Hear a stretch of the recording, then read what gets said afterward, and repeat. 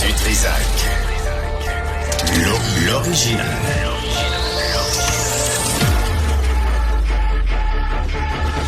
Du Trisac. Votre plaisir coupable. Ah, bonjour tout le monde. Vendredi, on est le 15 mai. Lendemain d'immense victoire. Mme Olivier, bonjour. Hey, c'était un beau match. Ouais, c'était le fun. C'était le fun à voir, vraiment. Ouais. Les buts qui s'enchaînaient, 1-0, 1-1, 2-2, là, c'était vraiment le fun à voir. Moi, j'écrivais, j'ai perdu la foi. Hein? Moi, tu sais, quand Dobech nous a laissé rentrer 3 buts sur 4 lancés, là, j'ai commencé à écrire, mais, tu sais, je fais exprès. Ouais. J'ai perdu la foi, j'ai pas pu. Rage bait!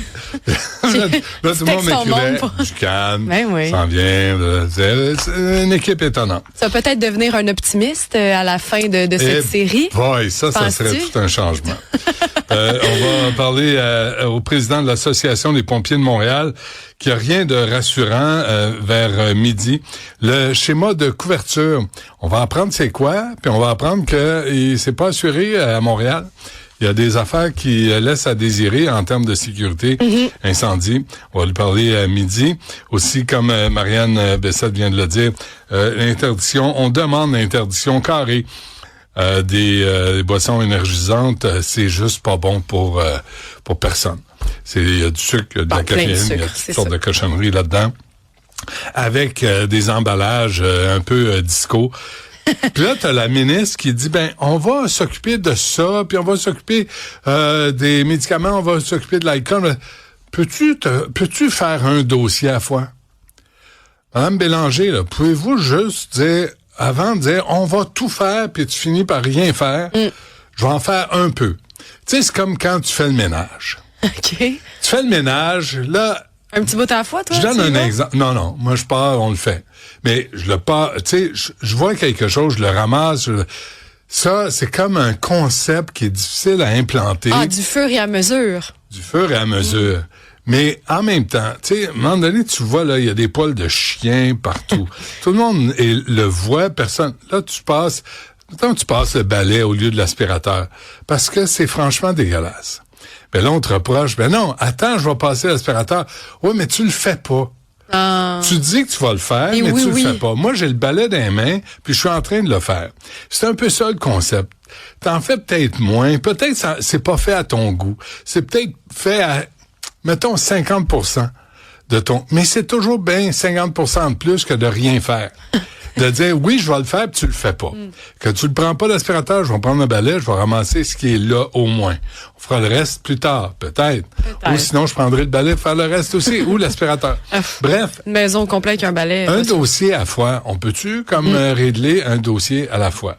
Tu sais, pas dire, on va transformer, tu sais, comme Valérie Plante qui voulait transformer la planète. Elle allait au-devant des Nations Unies. Puis mon Dieu, sous le régime de Valérie Plante, le ciel allait être bleu, puis l'air allait être pur, et l'eau allait être claire. Puis ta ville est toute déconcolissée, tu sais, puis il y a des vidanges partout, puis c'est sale, puis c'est dégueulasse, mais tu sais, ton arrondissement, il y a de l'itinérance, les commerçants qui se plaignent, de la violence, le commerce perd. Mais je veux sauver la planète. Commence par sauver ton arrondissement, sauvera la planète après. Commence par faire ton lit quand tu te lèves le matin, puis après ça. Un pas à la fois. Commence par faire ton lit, puis après ça, tu viendras manifester pour la paix dans le monde. Range dans ton petit lieu qui est juste à toi, ta chambre, et ensuite... Greta. Fais ton lit, Greta, puis après, tu viendras nous fâcher avec tes manifestations. Il y a aussi le directeur des communications et des affaires publiques à l'autorité des marchés publics. Faut le dire, l'autorité. Oui, madame. Parce que l'autorité... Suprême. Oui. Toi, t'es l'autorité du studio. Puis ben juste. Mais tu sais, t'as le guide suprême. Oui. Qui est comme une recette de poulet iranienne. Le guide suprême, tu sais. C'est un livre de recettes iraniennes. Ouais, tu tortures le poulet, puis après, tu le fais cuire. Veille sur les pratiques de réalisation et la performance des projets numériques publics du gouvernement du Québec. Ça, c'est un rapport qui vient d'être déposé. 84 pages. Je l'ai pas lu au complet. Je l'ai lu en partie. Donc, Ben a des limites. Mais bref, je pense qu'on a des questions intéressantes parce que là, c'est Mme Duranceau, légendaire courtière immobilier, qui est devenue la présidente du Conseil du Trésor, celle qui fait les chèques. Entre autres. Et ministre de la cybersécurité. Et du numérique. Et de l'efficacité gouvernementale. Oui. Mme Duranceau, qui là gère autant faire les chèques qu'on envoie à des compagnies qui nous ont fourrés en numérique, en informatique.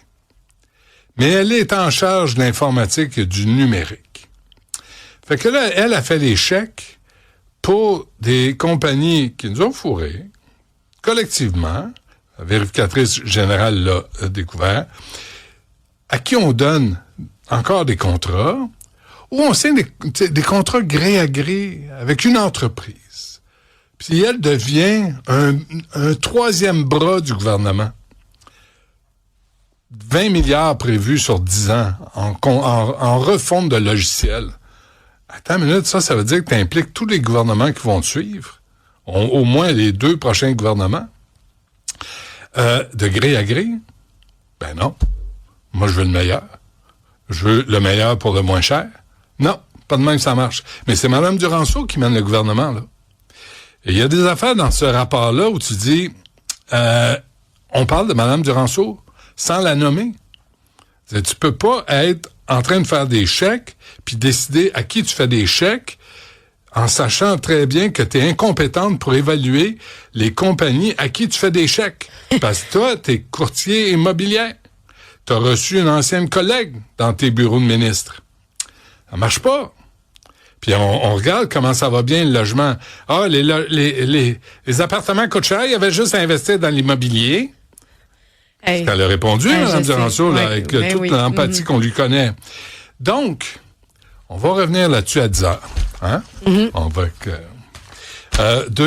trois affaires. D'abord, il y a une bonne nouvelle. Attends, je l'ai-tu? Je l'ai pas. Il y avait une bonne nouvelle devant moi. Bon, une mauvaise nouvelle. Bon. Après, une bonne nouvelle. On a juste le papier de la mauvaise nouvelle. Non, je trouve pas la bonne nouvelle. Ah non, je l'ai, ça gramouille. Bonne nouvelle, mauvaise nouvelle après. OK, parfait. Okay. Bonne nouvelle. J'ai pas eu le temps d'en parler ce matin. C'est dans le National Post.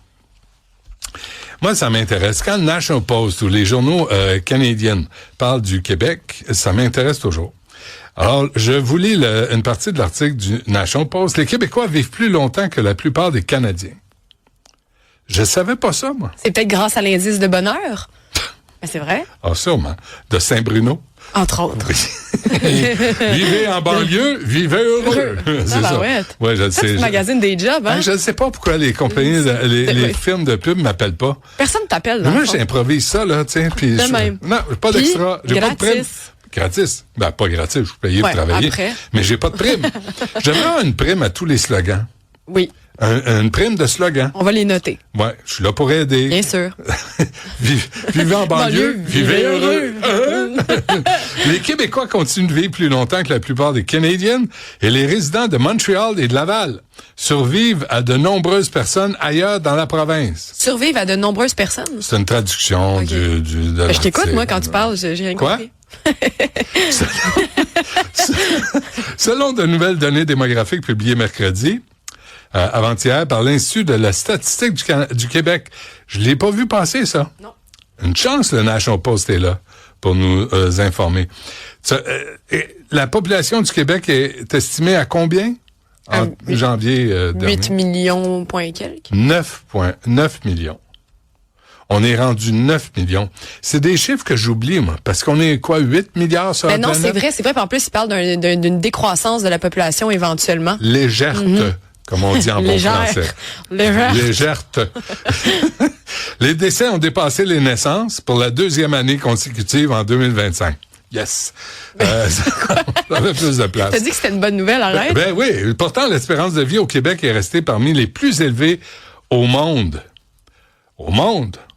Fait que, malgré nos critiques envers le système de santé, on est rough, là.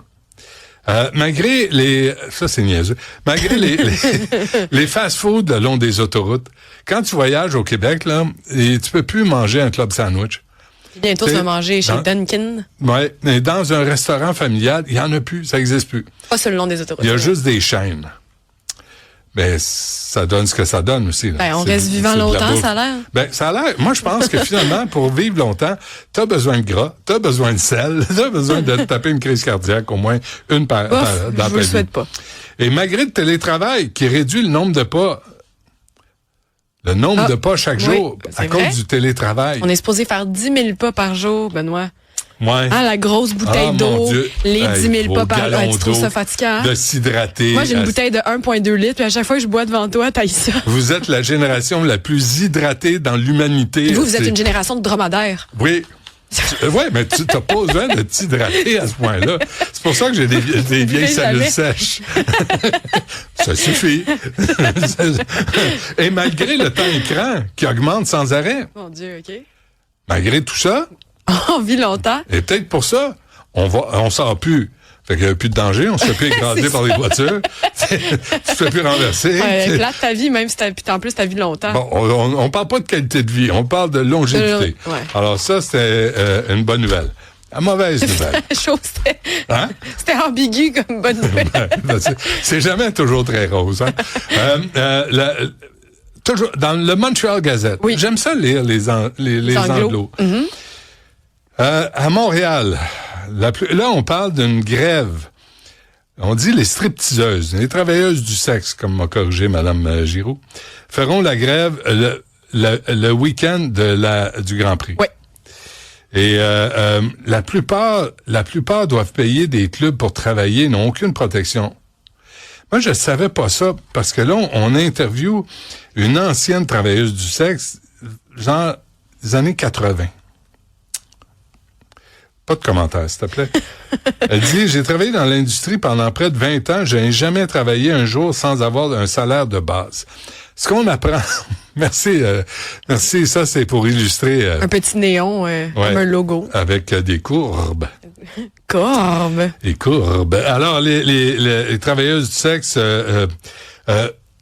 dans les salons de massage et les clubs de danseuses nues, n'auraient pas de salaire. Vivent selon les pourboires.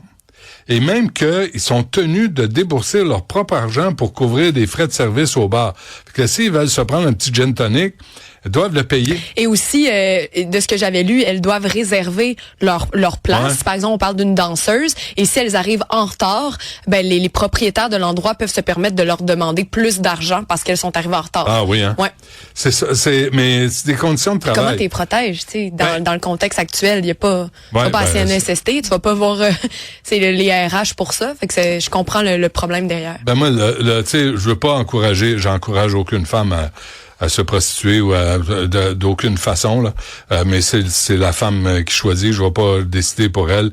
Mais je me dis là la mauvaise nouvelle additionnée à ça, c'est ce que j'apprends, c'est que les proxénètes vont prendre la relève. Les proxénètes vont aller danser, les proxénètes vont aller crosser du monde dans un salon de massage, puis ils vont faire des blowjobs. Allez-y, les amis, faire la job. Au lieu de terroriser ces femmes-là, ou souvent des filles, puis prendre les revenus qu'elles font à même leur corps, puis toi, t'es assis sur ton cul comme une crapule finie, vas-y crosser du monde dans un salon de massage, voir si ça te tente. Fait que là, il va y avoir des scabs pendant le Grand Prix. Et là, t'as les touristes qui s'en viennent se faire branler au salon de massage. Surprise! T'as le proxénète qui l'attend, puis il dit, écoute, à faire juste grève. moi. Fait que là, tu sais, je vais me mettre des gants, puis étends-toi là, mon ami, tu sais, m'a te faire un bonheur, m'a te faire un extra. Mais moi, ce que je me demande, c'est quels vont être les impacts ensuite quand elles vont revenir au travail? Ben, Est-ce qu'elles vont se faire dire, hey, toi, Se faire dire? se faire Ou manger une brasser? volée? Ben, c'est ça. Ou manger une volée? Moi, c'est de ça que j'ai peur oui. pour elles, ouais. Ouais, non, c'est sérieusement là. Tu sais, moi les hommes qui vivent de ça, là, de proxénétisme, là, c'est vraiment la lie. C'est le fond du baril. Tu sais, une femme se prostitue, puis tu prends son argent. Vas-y, toi, mettre un pénis dans ta bouche que tu connais pas, que tu connais peu, que tu veux pas, qui goûte le swing. Vas-y voir, toi. Il vient le touriste, là, tu sais, il y a pas de profil, hein. Il y a de tout au Grand Prix là pour venir profiter des ouais. femmes. Ouais, puis de profiter des jeunes femmes aussi. Tu te dis, bon, les femmes qui ont 18 ans et plus font ce choix-là consciemment, mais quand c'est des jeunes, tu sais, qui se font prendre dans les grosses pattes sales de ces proxénètes-là. C'est ta fille, banderais-tu autant, mon gros? Mais ça, il pense pas. Ah, ben, il devrait. Il pense pas. Il devrait. Parce que toutes ces femmes-là, c'est la fille de quelqu'un, c'est la sœur de quelqu'un, tu sais, puis c'est ça. Alors, c'est ce qui s'en vient. J'espère qu'on va protéger ces jeunes femmes-là qui sont mal organisées, qui sont mal protégées. Et je pense que faudrait aussi avoir des sentences vraiment plus lourdes pour les proxénètes compagnes. Vraiment. Moi, je trouve qu'on prend pas ce problème-là au sérieux. Puis il devrait vraiment payer. Vas-y, toi. Vas-y faire cette job-là. On s'arrête sur ces paroles de sagesse. Puis on revient avec Alexandre Dubé.